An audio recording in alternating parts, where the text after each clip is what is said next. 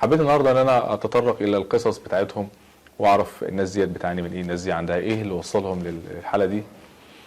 وكانت المفاجاه النهارده ان انا اول ما اتكلمت قابلت الاستاذه امل اللي احنا هنبدا بالحديث معاها، وهي اصرت ان هي ما تظهرش وشها للكاميرا.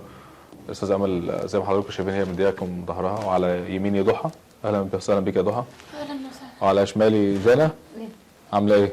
الحمد لله. منوراني والله يا ابله امل. الله يخليك. وانا احترمت جدا حضرتك مش عايزه تظهري، بس يعني ابله امل انا النهارده لما شفتها يعني اعتقدت ان هي مشرفه في المكان، اعتقدت ان هي دكتوره، اعتقدت يعني ما شاء الله عليها متحدثه بارعه وتتكلم كويس باحترام، عندها معلومات.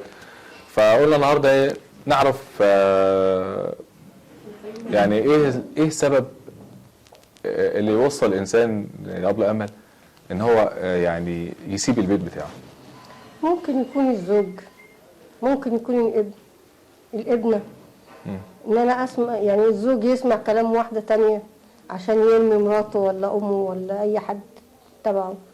او ممكن يكون الاب قاسي على بنته، فبالتالي لازم تطلع تقعد في الشارع، خلاص زهقت من كتر التأمير والضرب والخبط والرزق بتاعه. او من امها نفسها برضك نفس الكلام، لما تقعد تضرب فيها كل شويه لا عيب بس بس بس. طب قولي ايه الغلط وايه الصح؟ يعني انا لما اجي اضرب بنتي افهمها الاول الغلط من الصح قبل ما اضربها واهينها وافضل اقول لها انت وحشه انت وحشه انت وحشه. طب ما كلمه وحشه دي هتضطر ان هي تسيب لك المكان وتمشي. طيب ابله امل، يعني ايه كتجربه شخصيه ليكي، ايه اللي وصلك لحته ان انت تفقدي الثقه في كل اللي حواليك؟ الزوج لما يفضل يقول لك انا ما معيش انا ما معيش. الزوج لما يفضل يقول لك انا ما معيش تضطر انك انت بس حضرتك عشان مش هينفع. انا لما جيت اتكلمت مع حضرتك جوه انت كنت مانعه تماما ان احنا نصور، وانا قلت لك ان احنا بننقل تجربه انسانيه عشان لعل وعسى ان في حد تاني غيرنا يعني يتعظ وياخد الموضوع ده عبره وما يعملش كده. التجربه الشخصيه اللي حضرتك مريتي بيها اللي خلتك زي ما قلت كده فقدت الثقه في اي حد، حتى لما انا جيت اتكلم معاكي انت مش عايزه تتكلمي، مش عايزه تصوري. ايه التجربه دي اللي وصلتك للحاله اللي حضرتك فيها؟ ما هو الزوج العين الزايغه مش عاجبه دي، عايز يروح لحد تاني وياخد من هنا يحط هنا. يعني ياخد فلوس دي عشان يمشي بيها. يعني انت تزوجتي بزواج عادي في تقليدي وكبرتي ما شاء الله مع زوج حضرتك، بعد كده هو بدأ 10 سنين عشان يبص لواحده تانية، يعني يرمي واحده في الشارع يسيبها في القطر من غير فلوس من غير اي حاجه. في القطر؟ في القطر. ايه اللي كان حصل يعني انتوا كنتوا مسافرين مع بعض؟ احنا مسافرين رايحين من مكان لمكان. سابني في القطر ونزل. يعني انتوا مسافرين رايحين مشوار مع بعض، فهو في المشوار ده تخلى عنك سابك وقال بقى هي سابني في القطر ونزل. ما كلمكيش بعدها ولا حاول يتواصل معاك؟ قفل التليفون فتره وفين بقى على ما اتصل بيه مش بيرد، اتصل بيه مش بيرد. فين وفين بقى لما رن عليا وبعت لي بقى 200 جنيه عشان اروح اقعد في فندق. بس طبعا كنت قعدت يوم كامل في الشارع، انا ما معيش فلوس ما معيش حاجه. يعني كانت معاملته ليكي قبل ما يسيبك بالشكل ده كان عامل ايه؟ لا معاملته كانت وحشه. الثانيه خليته ضربني وهني. يعني هو اصلا كان تزوج بزوجه ثانيه لما سابك في القطر. ما لحقش يتجوزها، هو بس عينه عليها وهي مش حابه ان انا اقعد معاهم. يعني كمان الموضوع ده اصلا هي مش على ذمته. لا انا كنت موافقه ان هو يتجوزها على اساس ان انا مريضه. بس هي مش حابه، هي مش عايزه وجودك انت في حياتها. فبدل ما يجيب لي مكان ويقعدني لا سربني زي كلب الجربان في الشارع. ومش انا لوحدي مش ده لوحدي اللي بيعمل كده، ناس كتير عملت كده. زي مين مثلا اقرب الناس ليكي؟ لا هو مش ناس قريبين. مش عايزك تقولي لا مش عايزك تقولي اسماء، انا اقصد اقول انت تعرضتي لخذلان من ناس كانت يعتبر اقرب الناس ليكي. انا شفت ناس، يعني انا ما كنتش اعرف انه يعني الزوج ممكن يعمل كده، بس مع اللي حصل لي لا انا قلت لا دي ليه بعد 10 السنين دي كلها يرميني في الشارع؟ طب في حد انت لجأتي له من المقربين ليكي وخذلك كده؟ للاسف انا ما لقيتش حد من قرايبي اللي انا كنت عارفه، لا اللي انا كنت رايحه لهم مخصوص، ما لقيتهمش، كانوا عزلوا من المكان اللي هم كانوا قاعدين فيه. بس ربنا رزقني بواحده، ده كرم من عند ربنا، لان عشان مش عايزني اقعد كتير في الشارع. وهي الدكتوره سمر؟ لا ده قبل الدكتوره سمر. كان مين؟ قولي لنا عليها. دي واحده اسمها ام مؤمن. ام مؤمن. ربنا يكرمها يا رب ويخلي لها عيالها. ده يعني دعوتين خالصين لله. هي بص والله العظيم هي عملت اللي الاخ ولا الاخت عمرها ما هتعمله. هي مجرد ما لقيتني قاعده على محطه الاتوبيس بعيط، مالك في ايه؟ فبحكي لها عادي حصل كذا كذا كذا. قالت لي طب اصورك وانزلك على الفيس ومش الفيس. قلت لها انا مش بحب التصوير، لاني انا كارهه تصوير الفيس، لان الناس كلها دلوقتي ركزي على الحته دي وقولي لي اللي في قلبك. دلوقتي كل حاجه ماشيين بالفيس، على الفيس.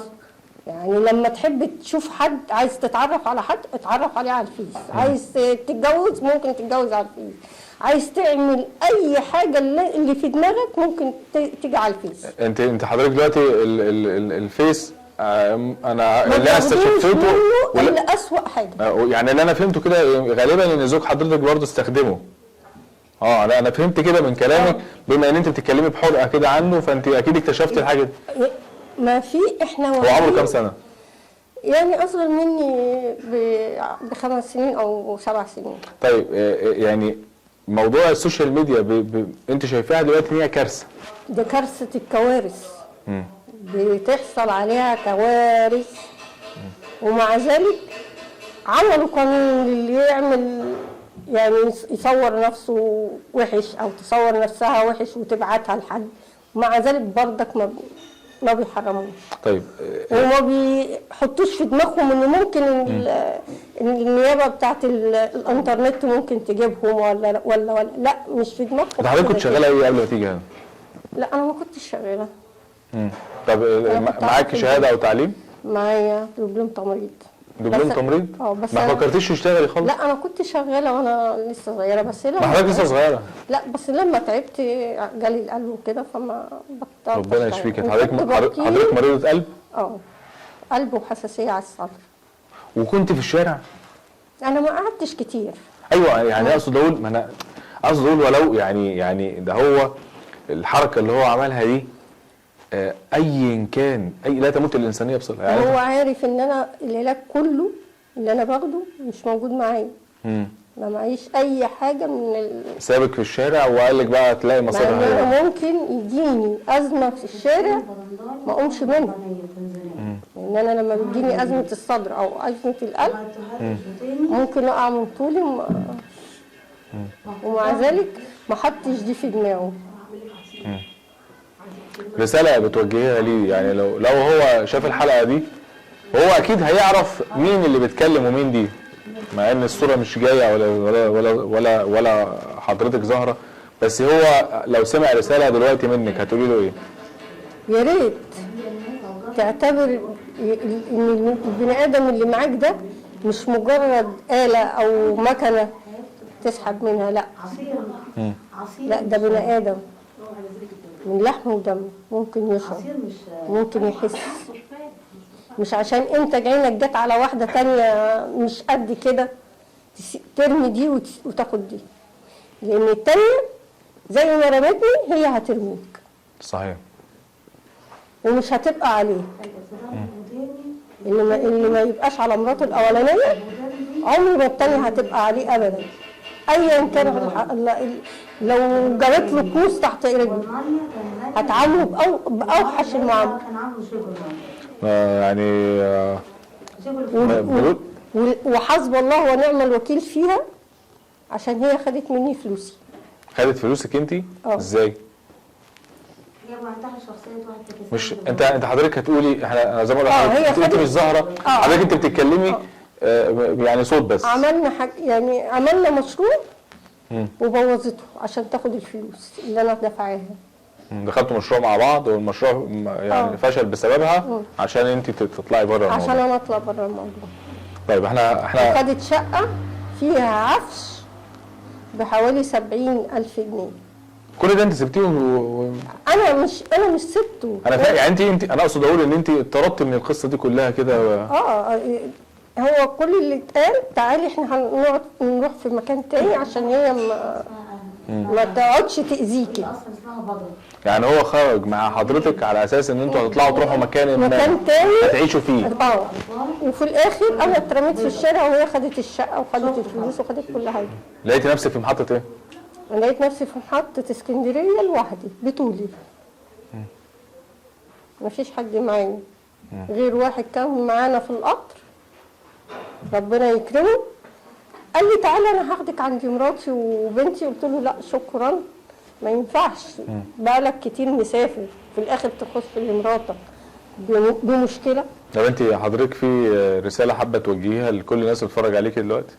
ما تامنش لاي حد حتى لو كان اخوك ولا امك او ابوك، ما تامنش لاي مخلوق. وفكر بعقلك قبل قلبك. فكر بعقلك قبل قلبك. طب انا هرجع لحضرتك تاني، انا هستأذنك زي ما انت، هرجع لحضرتك تاني. هنروح لضحى.